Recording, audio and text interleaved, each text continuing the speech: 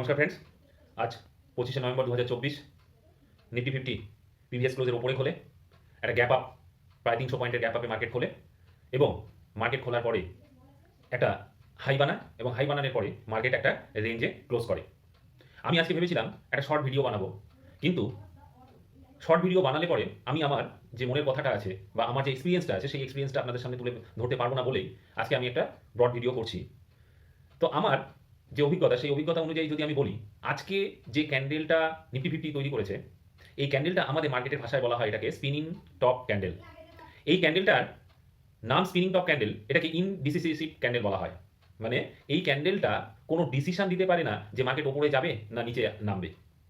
এই ক্যান্ডেলটা যেমন বায়ার মার্কেটকে ওপরে নিয়ে যেতে পারে, তেমনভাবে বিয়ার যদি বায়ারকে যদি বিয়ার মানে যারা সেলার আছে তারা যদি বায়ারকে সাপ্রেস করে, তাহলে কিন্তু মার্কেট আবার নিচের দিকে নামবে।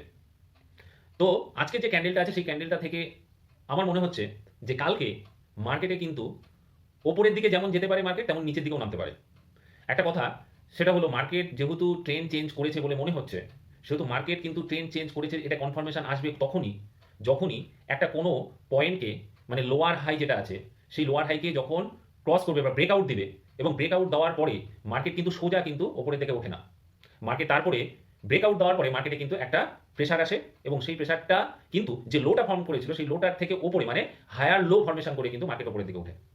তো আজকে যে ক্যান্ডেলটা ফর্মেশন হয়েছে সেই ক্যান্ডেলটা থেকে আমি বলতে পারি, মানে আমার আইডিয়া, যে মার্কেটে কিন্তু নিচের দিকে কিন্তু আরেকটা প্রেশার কিন্তু আসবে।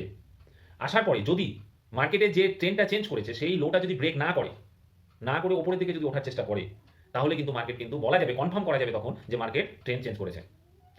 মানে মার্কেট সোজা উঠে যেতেই থাকবে এরকম কোনো কিন্তু হয় না, কোনোদিন হয় না। মার্কেটের প্রসিডিওরই হলো জিগজ্যাগ ওয়েতে, সে নামার সময়ও জিগজ্যাগ ওয়েতে উঠবে, নামবে, আর ওঠার সময় জিগজ্যাগ ওয়েতে উঠবে। তো এখন অনেকটা উঠে গেছে, প্রায় কালকে হলো মানে শুক্রবার দিন যেটা মার্কেট ক্লোজ করেছে সেটাতে 357 পয়েন্ট, আজকেও প্রায় 314 পয়েন্ট, মানে 600 পয়েন্ট কিন্তু মার্কেট কিন্তু লোয়ার, মানে বটম থেকে কিন্তু ওপরের দিকে উঠেছে। এখন মার্কেটকে কিন্তু আবার একটু নিচের দিকে নামার কথা, নামা উচিত, তবেই কিন্তু মার্কেট কিন্তু একটা স্ট্রেংথ পাবে ও আরও ওপরের দিকে ওঠা। তো যাই হোক, এবার যদি আমি আমার যে চিন্তাভাবনাটা আছে সেই চিন্তাভাবনাটার দিক থেকে যদি আমি দেখি, 28 তারিখে যে নিফটি 50 এক্সপায়ারি আছে সেই এক্সপায়ারিতে যদি দেখি কলের ওপেন ইন্টারেস্ট, সেটাতে কিন্তু দেখা যাচ্ছে 25,000 কিন্তু হাইয়েস্ট ওপেন ইন্টারেস্ট আছে। তার মানে আজকে মার্কেট ক্লোজ করেছে 24,221, 28 তারিখের সামনেই এক্সপায়ারি আছে, সেখানে কিন্তু ওপেন ইন্টারেস্ট 25,000 হাইয়েস্ট আছে।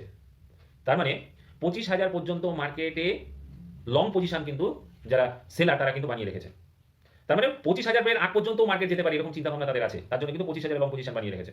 এবার যদি আমি দেখি পুটের ক্ষেত্রে, তাহলে পুটের ক্ষেত্রে কিন্তু হাইয়েস্ট ওপেন ইন্টারেস্ট কিন্তু 24,000 আছে। তার মানে পুটের হাইয়েস্ট ইন্টারেস্টটা কিন্তু অনেকটা উপরের দিকে উঠে গেছে, শিফট করে গেছে। এটা থেকেও কিন্তু বলা যায় যে মার্কেটে কিন্তু নিচে যাওয়ার প্রবাবিলিটিটা, মানে ওপেন ইন্টারেস্ট থেকে একটা আইডিয়া করা যায় যে 28 নভেম্বরের যে এক্সপায়ারিটা আছে, মানে এই মান্থলি যে এক্সপায়ারিটা আছে সেই এক্সপায়ারিতে নিচের দিকে কিন্তু মার্কেট যাওয়ার কিন্তু প্রবাবিলিটি খুব কম। এটা একটা সিগনাল। আর 2 নম্বর সিগনাল আমি যেটা বললাম যে স্পিনিং টপ ক্যান্ডেল ফর্মেশন করেছে, এটা বিয়ারও হতে পারে, মানে বায়ারও হতে পারে, বা সেলার যদি বায়ার যদি হাবি হয় তাহলে মার্কেট উপরের দিকে উঠবে, আর যদি সেলার যদি বায়ারকে টপকে যায় তাহলে কিন্তু মার্কেট আবার নিচের দিকে নামবে। কিন্তু মার্কেট যে বটম ফর্মেশন করেছে তার থেকে কিন্তু নিচে কিন্তু 28 নভেম্বরের মধ্যে কিন্তু, মানে এই মান্থলি যে নভেম্বর এক্সপায়ারিটা আছে সেটা নিচে কিন্তু নামবে না। তো যাই হোক, যদি আমি ইন্ডিয়া ভিক্সটা দেখি, ইন্ডিয়া ভিক্সও কিন্তু আজকে বেড়ে বন্ধ হয়েছে। তো আর যদি আমি যখন ভিডিও করি তো এখন পর্যন্ত কিন্তু এফআইআই আর ডিআই এর ডেটা কিন্তু আসেনি।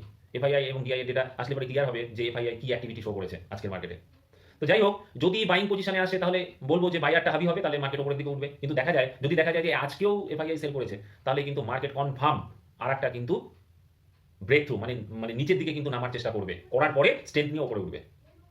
তো সেই ক্ষেত্রে যদি আমি বলি তাহলে মানে ক্যান্ডেলস্টিক থেকে যদি আমি দেখি, তাহলে আমার কালকের জন্য যে সাপোর্ট আর রেজিস্ট্যান্সগুলো বেরোচ্ছে, সেটা ফার্স্ট সাপোর্ট বেরোচ্ছে হলো 24,140, তারপরে 24,100, তারপরে 23,996, তারপরে 23,919।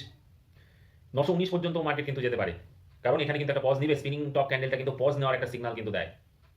তারপর যদি রেজিস্ট্যান্স দেখি, তাহলে রেজিস্ট্যান্স আছে, ফার্স্ট রেজিস্ট্যান্স আসলে 24,278, তারপরে 24,350, তারপরে 24,476, আর 24,500। 24,500তে কিন্তু একটা সাইকোলজিক্যাল রেজিস্ট্যান্স আছে। তো 24,496 যদি 24,476 যদি ক্রস করে যায়, তাহলে কিন্তু 24,500তে কিন্তু একটা পজ নেবে, কারণ এটা সাইকোলজিক্যাল সাপোর্ট। এখানে কিন্তু মার্কেট পজ নেওয়ার পরে কিন্তু মার্কেট কিন্তু নিচের দিকে নামবে এবং তারপরে উপরে উঠবে।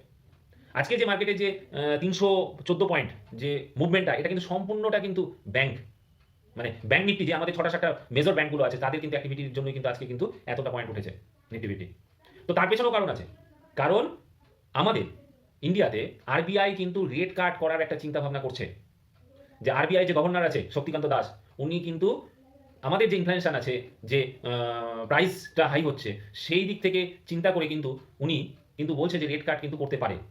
এদিক থেকে আরও দুজন মিনিস্টার আপনারা জানেন, ফাইন্যান্স মিনিস্টার, তারপরে পীযূষ গোয়েল, এরাও কিন্তু বলেছে যে এখন কিন্তু আরবিআই এর রেট কাট করা উচিত। তো তার জন্য মার্কেট কিন্তু ভাবছে যে 5 তারিখে যে যে মনিটারি পলিসি আছে, সেই পলিসিতে কিন্তু রেট কাট করার চিন্তা ভাবনা করতে পারে শক্তিকান্ত দাস, আমাদের গভর্নর। তো এর জন্যই কিন্তু ব্যাংক উপরের দিকে উঠে যাচ্ছে এবং মার্কেটকে কিন্তু উপরের দিকে নিয়ে যাচ্ছে। তো যাই হোক, মার্কেটে যদি ব্যাংকগুলো উঠতে থাকে তাহলে নিফটি ফিফটি উঠতে থাকবে। তো আমার যে সাপোর্টার রেজিস্ট্যান্সগুলো এগুলো মার্ক করুন এবং কালকে টেক পার্ট করুন। আমার ভিডিও সাবস্ক্রাইব করুন, শেয়ার করুন এবং লাইক করুন। নমস্কার।